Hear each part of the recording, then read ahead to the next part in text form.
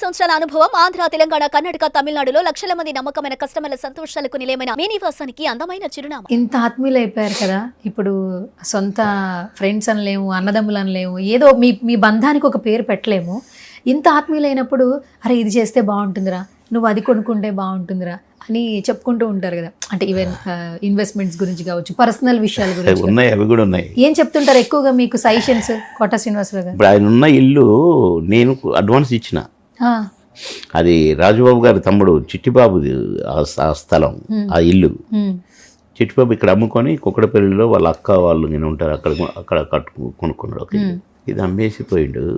అప్పుడు నేను అన్నా నువ్వు తీసుకోవా, నువ్వు రాజుబాబు అన్న అంటే నీకు ఇష్టం కదా అని అంటే, సరే తమ్ముడు అంటే పెద్ద నేను కొనుక్కోవాలని తీసుకోలేదు, అడ్వాన్స్ ఇవ్వలేదు.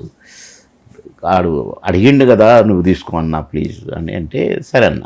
ఆ మరుసటి రోజు కాదు 5 రోజుల తర్వాత, ఎరా ఏంటి అదేదో ఇల్లుకు అడ్వాన్స్ ఇచ్చినప్పుడు ఇల్లు కొంటున్నావు నువ్వు అన్నాడు. ఆయన ఎప్పుడు అంతే సెటైర్లు వేస్తాడు, అవును అనుకుంటారేమో అట్లా ఏమి ఉండదు. అయితే అవునన్నా మాకు ఇవ్వచ్చు కదా, నువ్వే కొంటావా అన్నాడు. తీసుకో అన్న. నిజంగా చెప్తున్నావు చెప్పు, నిజంగానే అంటున్నా తీసుకో అని నేను చిట్టిబాబుని పిలిచి, నా అడ్వాన్స్ కూడా నాకు అక్కర్లేదు, ఆ అడ్వాన్స్ కోటన్న పేరు రాసుకో, కోటన్నకి ఇచ్చేసి అన్న. నేను అడ్వాన్స్ రిటర్న్ తీసుకోలేదు. అంటే నేను కోటన్న ఇల్లు కొనడానికి నేను అడ్వాన్స్ ఇచ్చినట్టు లెక్క. సరే ఆయన కొనుక్కోండి అయిపోయింది. నేను పక్కన ఇంకొక ఇల్లు వస్తే అది తీసుకున్నాను.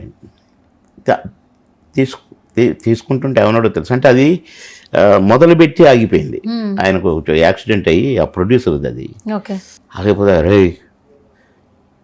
పెద్దగా కట్టి అక్కడ ఎదురో చిన్నగా నాకు ఎంత చిన్నగా ఉందో అట్లనే చిన్నగా కట్టుకోవాలరా ఇల్లు, పెద్దగా కడతారా కొంతమంది, వద్దురా నువ్వు అట్టాడి పని చేయబాకు, అర్థమైంది కదా సజెషన్స్ ఇచ్చా అంటే సరేలేవయ్యా కడతాము అంటే ఇక అప్పటికి బాగా క్లోజ్ అయిపోయాను. కడతాం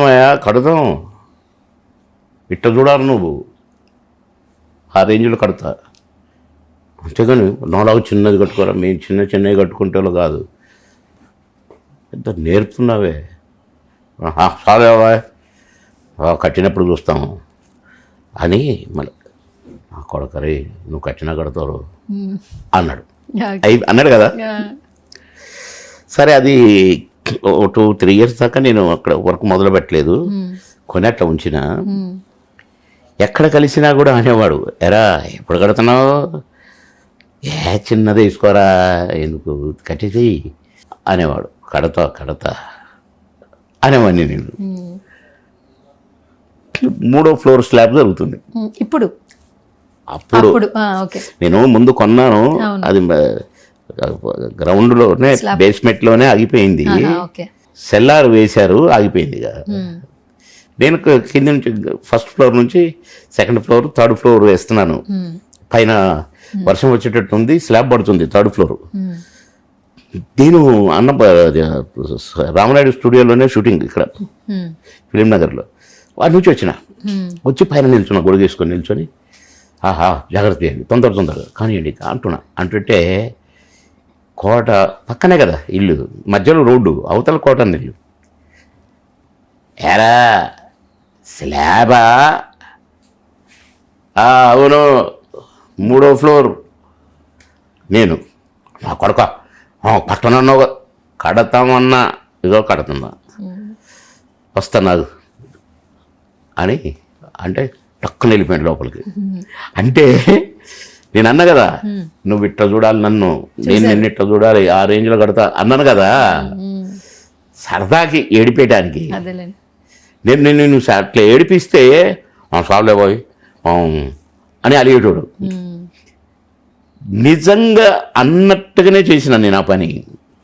తర్వాత ఎన్నిసార్లు నవ్వుకున్నాను నేను భలేగా ఏడిపించిన కోటని. నేను ఏడిపిస్తే దాన్ని ఏమనేటోడు కాదు పాపం, అట్లా సంతోషపడేవాడు. అదొకటి మరపురాని సంఘటన. అదొకటి నాకు గన్మ్యాన్లు కానీ ఉంటే ఈర్ష్యపడేటోడు. ఏట్రా గన్మ్యాన్ లేకుంటే రాలేవా, గన్మ్యాన్లు ఒకటి అని నన్ను ఎగతాళి చేసేవాడు, తిట్టేవాడు. షోకులు గన్మ్యాన్లు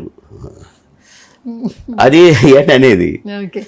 సరే నేను ఏమనేటాను కాదు. నేను రెండోసారి ఎమ్మెల్యే అయినా, ఈయన కూడా ఎమ్మెల్యే అయ్యిండు. ఇక మధ్యలో చాలా అవుతుందిలే. అసెంబ్లీ ఎమ్మెల్యే, ఆయన ఎమ్మెల్యే. సరే కూర్చునేది. అరే బాబు మన అప్పుడప్పుడు వచ్చేవాడు అనమాట. నేనేమో ఆబ్సెంట్ ఉండేది కాదు నాకు అసెంబ్లీకి.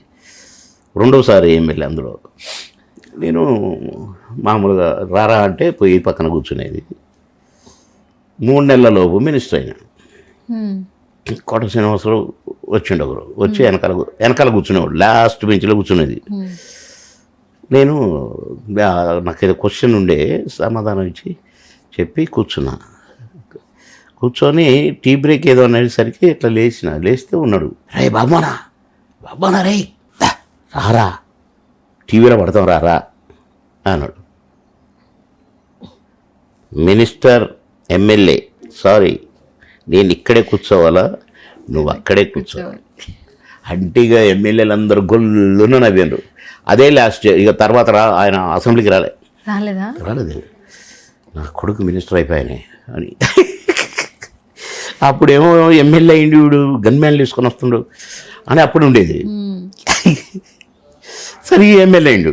అమ్మయ్యా నేను కూడా ఏంట్రా కుప్పల జనము, ఏం బజ్జి పెడతాను ఏంటి, పొద్దున్న అట్టొస్తారా జనం అనేది. నేను ఎమ్మెల్యేగా ఉన్నాను. మంత్రి అయినా సరే, నేను మంత్రి అయినా ఇంకా జనం ఎక్కువయ్యారు. బస్సులు వేసుకొని రావటం, కార్లు. ఏనాడు నేను ఒక 2-3 మనుషులను కూడా ఆయన ఇంటి ముందు చూడలే. నేను నా ఇంటి ముందేమో జాతర ఉండేది. అది కూడా కోపం వచ్చేది. నా ఎవడు రావట్లేదు బాధ్యత ఎట్లా వస్తారు బెజవాడ నుంచి, ఈయన ఏం చేసి పెడతాడని ఊరు కాన్స్టిట్యున్సీ పోడు.